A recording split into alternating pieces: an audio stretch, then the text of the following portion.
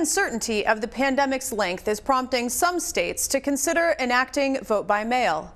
Washington, Oregon, Colorado, and Utah already do. Senator Nick Frentz supports the concept. Representative Jamie Long, and DFL Party Chair Ken Martin announced a proposal called Defending Democracy last week that would make some changes to how people cast their ballots. What is it that you're proposing? Well, first of all, Shannon, thanks for having me on again. Greetings from beautiful North Mankato. Our plan would allow for every Minnesotan to vote by mail. It would require the state to send a stamped envelope to registered voters. It would send a registration form to eligible unregistered voters, place ballot boxes outside polling places and government buildings, and basically make it easier for people to vote. This is a primary response to COVID-19. As we saw in Wisconsin on Tuesday night, we do not want to put Minnesotans in the position of having to choose between their constitutional right to vote and their health. And this plan would do that. A recent Reuters poll said that 72% of Americans would like the option to vote by mail. And as you probably know, the state of Washington, in a bipartisan move, went to mail-in voting, and they're having sensational results and had the single highest presidential primary turnout in the country.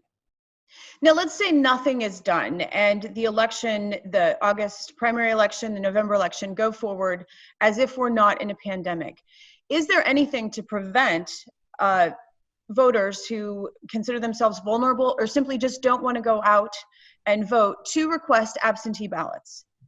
It's a great question. I think the answer lies in the fact that we want to make it easier. Can people still request an absentee ballot? Yes. Yes, they can. But if we make it as easy as possible for vulnerable Minnesotans with disabilities, where I live in southern Minnesota, townships have only got mail-in voting. The more we make it easier for people to vote, the more people that will vote. The more people that vote, the more the result reflects the will of the people. That's democracy, don't you think? So also in your proposal, there is something about allowing people in community organizations to assist voters, to collect and deliver sealed ballots, also about Minnesota's 11 reservations to allow people to serve as witnesses, even if they don't have a street address. Why are those elements important?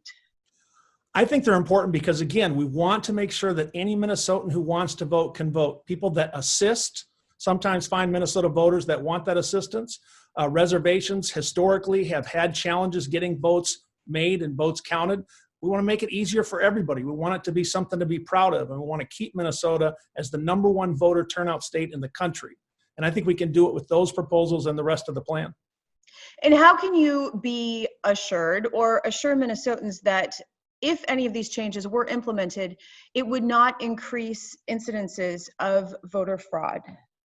Well, I think that's the #1 question Minnesotans should be asking, which is, are we still going to have confidence in the election results? And I would point to the many great townships in Minnesota that are successfully running mail-in voting without any problems with fraud. Over 130,000 Minnesotans already vote by mail.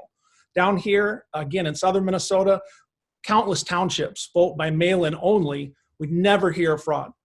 We will not have any greater incidents of fraud than they do in these townships down here or in the state of Washington, where they are working just fine. I respect the right to be guarding against fraud, just like guarding against cyber hacking into our election structure nationally. But the fact is, there is no evidence that fraud occurs with any greater frequency on mail-in than it does with in-person voting. Senator Nick Frentz, I want to thank you so much for your time. Thanks, Shannon.